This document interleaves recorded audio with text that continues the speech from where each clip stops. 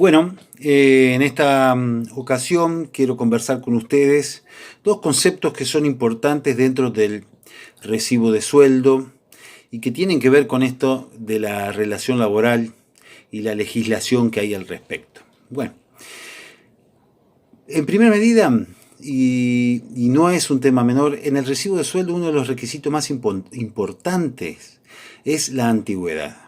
La antigüedad significa, de alguna manera, la fecha de ingreso de una persona a la empresa. Esa antigüedad le va a permitir saber exactamente ciertos beneficios que la ley le concede. Por ejemplo, aquellas personas que superan una determinada antigüedad podrán acceder a determinada cantidad de días de vacaciones, ¿no? Por ejemplo, de 0 a 5 años de antigüedad, una persona mínimo tiene de vacaciones 14 días, ¿sí? En el régimen general de las cuestiones laborales o de los contratos laborales. Pero si supera los 5 y no más de 10, por ejemplo, accede a 21 días de vacaciones. Entonces la antigüedad genera, por ejemplo, entre otras cosas, ese tipo de beneficios, como también la posibilidad del preaviso, o sea, en algún momento cuando va a quedar sin o se va a quedar sin trabajo, tiene la posibilidad de ser preavisado, de avisarle. De acuerdo a la antigüedad, puede ser un mes antes o 2 meses antes si supera los 5 años de antigüedad. En fin, para licencias especiales también son necesarios tener la antigüedad. Entonces es importante dentro de un recibo de sueldo consignar la verdadera fecha de ingreso, ¿sí? ¿Cómo se puede reclamar eso? Naturalmente con un telegrama o con algo que tiene que ver con un pedido formal al patrón. Lo ideal sería que una vez que ingrese una persona a trabajar se lo inscriba como derecho corresponda. En este caso, bueno, eventualmente hacer un contrato a prueba, probar a ver si funciona dentro de un determinado periodo, inscribirlo como así corresponde legalmente, ¿no? En esa fecha esa fecha debe ser la real, ¿sí? Si una persona ingresó antes, lo ideal sería que se le inscriba la verdadera fecha de ingreso, ¿sí? Entonces la antigüedad es un concepto importante y no puede pasar por alto en una relación de trabajo. Otro concepto que debe estar en el recibo de sueldo y es importante es la categoría. Categoría que significa cuál es dentro de la escala salarial o dentro de una escalera de posición dentro de la organización de una determinada tarea o función, significa cuál va a ser la tarea encomendada, cuáles son sus responsabilidades y cuánto se le va a pagar de acuerdo a esa tarea.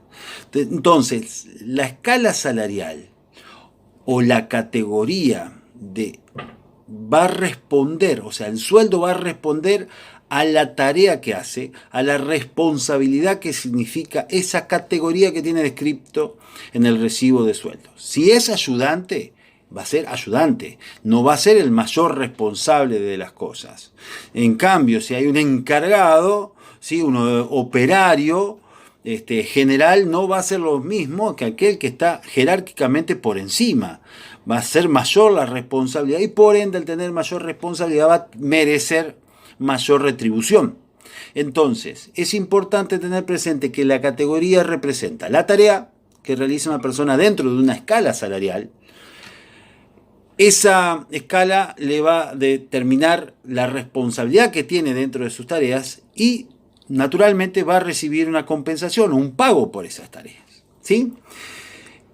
¿Quién hace esta escala salarial? ¿Quién dice cuál es la categoría o cuál es la función? Bueno, eso se traduce a través de los famosos convenios colectivos de trabajo. Los convenios colectivos de trabajo son una regla específica de cada rama laboral, o sea, por lo general hay un sindicato que se pone de acuerdo con los representantes de una determinada rama de actividad, por ejemplo, por decir algo, panaderos, el sindicato panadero se reúne con los empresarios, dueños de las panaderías, los metalúrgicos que trabajan con los empresarios de la metalúrgica, en fin, cuantas otras actividades que corresponda, digamos, por ejemplo, el sindicato del campo, por ejemplo, se reúne con los empresarios empleadores de estos empleados rurales. Entonces se acuerdan y generan en esos acuerdos que después el Estado autoriza o ratifica,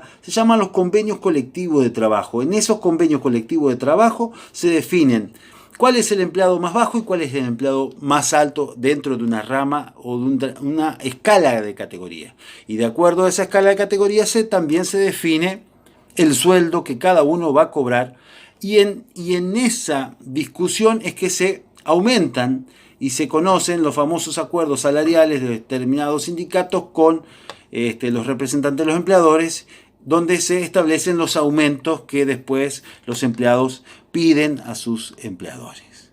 Entonces, fíjense, antigüedad, categoría y convenios colectivos de trabajo. Este resumen se lo dejo para lo que va a ser las actividades que le voy a pedir a través de este video.